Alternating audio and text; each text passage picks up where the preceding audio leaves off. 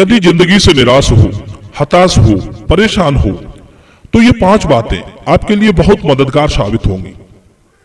मैं आपको एक छोटी सी कहानी सुनाता हूं। एक बार की बात है, एक बहुत सुंदर बगीचा था जिसमें भांत भांत के हरे भरे पेड़ खड़े थे। वे अपनी हरियाली भरे जीवन में बेहद प्रसन्न थे। मित्रों, हर कोई चाहता है कि उनके जीवन में भी खुशियों की हरियाली आए। हरा भरा जीवन सबको पसंद है। जब तक मनुष्य तरुण है, सुंदर है और संपन्न रहता है, तब तक उसे अपना जीवन बहुत प्यारा लगता है। जैसे जैसे वो बूढ़ा होता चला जाता है, उससे लोगों की आसक्तियां कम होती चली जाती हैं। बुढ़ापे का रसहीन जीवन किसी को अच्छा नहीं लगता। तरुण लोग उसकी हंसी उड़ाने लगते हैं, उसे ठीक से समझते नहीं। डूबते सूरज को कोई नमस्कार नहीं करता। एक दिन बगीचे में एक पेड़ से एक सूखा पत्ता टूटकर नीचे गिर गया। सूखे पत्ते को नीचे पड़ा देखकर हरे भरे पत्ते उसकी जिंदगी पर हंसने लगे। हरे भरे पत्तों को लग रहा था कि अब इस सूखे पत्ते के जीवन का कोई महत्व नहीं है। अब तो वो अपने जीवन में अर्थहीन पड़ा है। अब वो किसी काम का नहीं है। हरे भरे पत्तों ने हंसते हुए उससे कहा, अरे सूखे हुए रसहीन पत्ते, तेरा हम हरे भरे पत्तों के बीच में क्या काम है? तू तो किसी काम का ही नहीं है, मूल्यहीन जीवन जी रहा है। हरे हरे पत्तों का यह ताना सुनकर सूखे पत्ते को अपने रसहीन जीवन पर अफसोस होने लगा। वो उदास हो गया। मित्रों, तभी तेज हवा का झोंका आया। हरे हरे पत्ते वृक्षों के साथ फड़फड़ाने लगे, झूमने लगे, परंतु सूखा हुआ पत्ता हवा के साथ फुर्र से उड़कर पास में ही एक पानी के गड्ढे में जाकर गिर गया। उसी पानी के गड्ढे में एक चींटी अपनी जिंदगी बचाने के लिए मौत से लड़ रही थी कि अचानक उसके सामने वो सूखा हुआ पत्ता आ गया। चींटी फौरन उस पत्ते को पकड़कर उस पर बैठ गई। थोड़ी देर में उस पत्ते के सहारे वो किनारे पर आ गई और दीवार पर चढ़ गई। अपनी जान बच जाने पर चींटी ने उस सूखे पत्ते को बहुत बहुत धन्यवाद दिया। इस पर पत्ता बोला, बहन, धन्यवाद तो मुझे आपका करना चाहिए। आपने मेरे अर्थहीन जीवन का अर्थ मुझे समझा दिया, वरना तो मैं अपने जीवन का कोई अर्थ ही नहीं समझ रहा था। मुझे ऐसा लगता था जैसे मेरा होना इस संसार में व्यर्थ है, मैं किसी काम का ही नहीं हूं। आज आपने मुझे मूल्यवान बना दिया। चींटी बोली, हे भाई, वैसे तो इस संसार में सभी चीजें अर्थहीन हैं। उपयोगिता ही हमारे जीवन को मूल्य देती है। मैं तुम्हें 4 बातें बता रही हूं, इन्हें तुम ठीक से समझ लो, जो तुम्हारे जीवन को नई दिशा दिखाएंगी। पहली, परिस्थिति के हिसाब से अपने आप को ढालना सीखो। हमारे जीवन में किसी भी समय क्या परिस्थिति बन जाए कोई नहीं जानता, पर उस परिस्थिति में कैसे जीना है उसके हिसाब से हमें अपने आप को तैयार रखना चाहिए।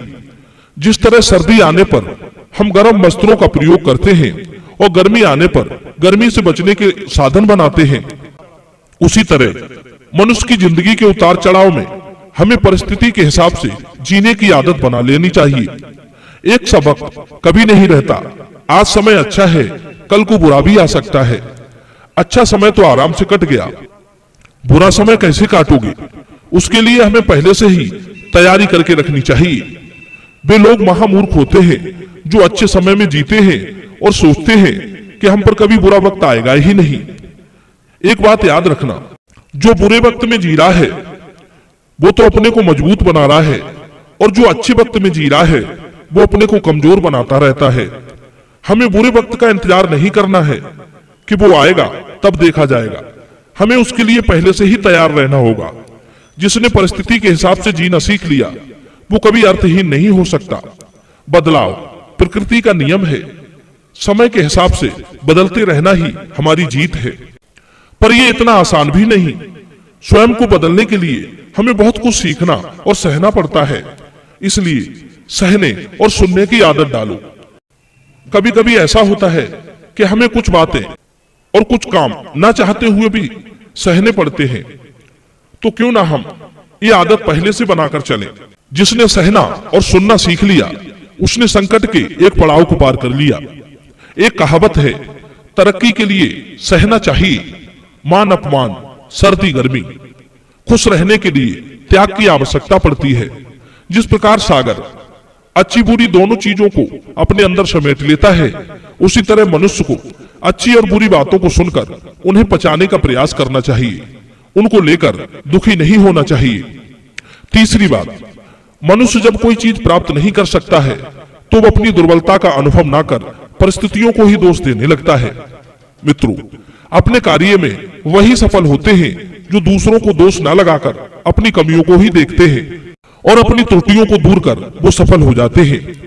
असफलता प्राप्त करने वाला चतुर मनुष्य दोषारोपण नहीं करता, वो सिर्फ अपने को ही दोषी मानता है और एक दिन वो सफल भी हो जाता है।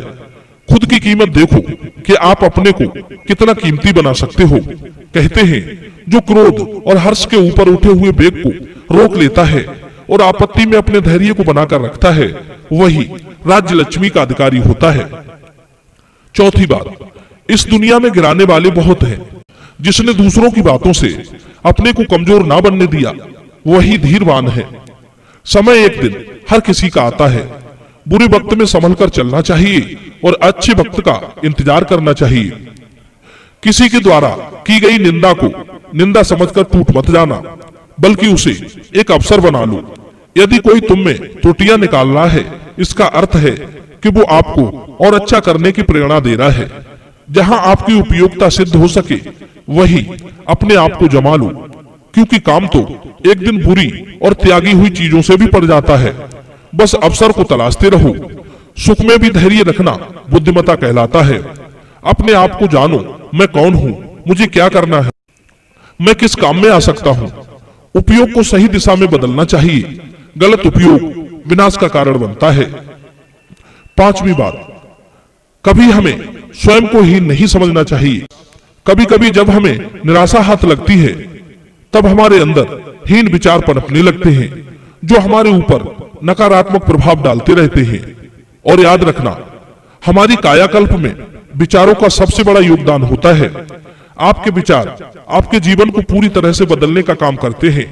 यदि हम अपने अंदर डर, अभाव के विचारों को पनपने देंगे तो निश्चित रूप से हमारा जीवन भय से ग्रसित रहेगा।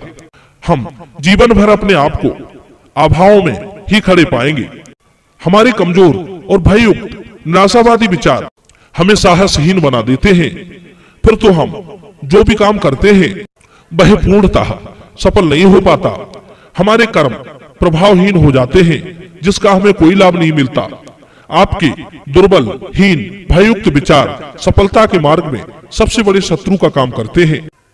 ऐसी सोच वाले व्यक्ति का जीवन ही वास्तविक अर्थहीन जीवन कहलाता है। मित्रों, यदि ये वीडियो आपको पसंद आया हो तो वीडियो को लाइक करना, शेयर करना और चैनल को सब्सक्राइब करना। आप सभी का बहुत बहुत धन्यवाद।